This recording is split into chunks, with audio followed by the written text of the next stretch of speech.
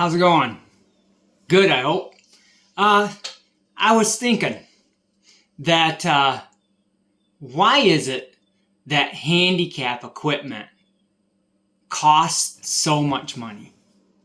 If I was to replace tires on my hand operated wheelchair, one that you have to use your own power to get it around, why is it that if I go and get rubber wheels for that, it's 250 bucks ish? I mean, they range a little bit, but to get two wheels, you're going to be somewhere around the $500 mark. $500.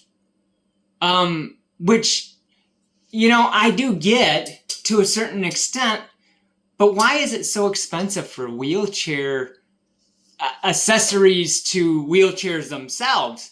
You pay a fortune for it. I mean, you can't help that you're in a wheelchair. I mean, it's not my fault that I use a wheelchair. And it's not anybody else's fault if they have to use a wheelchair or any device for that matter. But it costs so much money. Now, I know somebody's going to say, well, you can just go and get a used wheelchair. Yeah, you can. You can. But just like anything with wheels on it, believe it or not, it will have issues and start breaking down. I've already gone through a wheelchair, and the wheelchair that I have now is, it works, and you've heard the expression, drive it until the wheels fall off. Well, that's what I did with my last wheelchair, and that's what I'll do with this one too. But you really get what you pay for, right? So does it make sense that, if you go and buy a car and it has 200,000 miles on it, yeah, you can do that. I mean, I can make the same argument for that, Go and buy a car, it's got 200,000 miles on it. How long is that car going to last you before you have to do some major repair or, it just goes to the scrapyard? Well, a wheelchair is no different. You're putting somebody in there that weighs 150 pounds to 250 pounds or whatever, and they're using it and going up and down ramps and over bumps and all that stuff. I mean, that metal flexes and all that, and eventually it breaks. And that's exactly what happened to my last wheelchair. We got it brand new, brand spanking new, no mileage on it at all. But yet, eventually it just fell apart because it was old, but it had a lot of miles on it. People don't realize this, but when you are in a wheelchair, those miles, just like your steps, right? You might carry a phone with you or a watch that'll measure your steps and stuff, and you do so many steps. Well, when you're in a wheelchair, you're changing that steps from to mileage, right? So, I'm moving so much per mile, right? And there's times that, I will be rolling around in my wheelchair and I'll do, 30 miles if I'm out and about and going to stores and doing all that.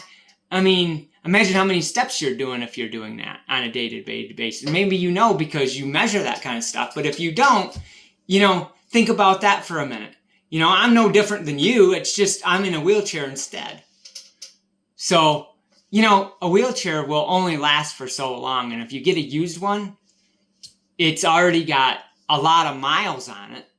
And it's just a matter of time before it breaks, because just like anything else that's made, only lasts for so long. So why is it that handicap stuff that we have no choice but to use has to be so expensive? I mean, it just doesn't, it makes sense only because of the fact that you're trying to make money, but it doesn't make sense when, you don't have a choice. Because if I don't have a wheelchair, just like a lot of other people that either need a wheelchair or some kind of device to help them with, they can't help that. And if they don't have it, then they can't do what they normally do. If you're capable of walking wherever you want to walk, you can you can walk. Even if you don't have a car, you can still walk. Now, you might not want to walk to work. You might be technically too far to walk to work, but you can. You have that option, right? Am I supposed to crawl on my belly to the store because I don't have a wheelchair if I had to go to the store? Now, the store for me is far away on the, if you don't get in a car and drive, but, hypothetically, if I really needed to, and there was last resort, I could get in my wheelchair and wheel to the store and come back. It would take me all day, but I could do it. But without that, I can't walk to the store. There's no walking to the store. I'd have to crawl on my belly, slide like a snake on the ground all the way to the store.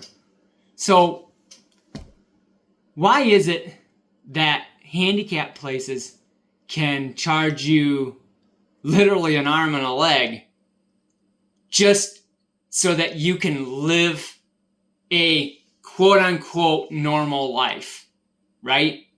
Just so you can do something and try to seem as normal as possible. Why is that? Because I bet you don't have the answer either. And if you're not a handicapped person like me, then, you might think about that at this point if you watch this video.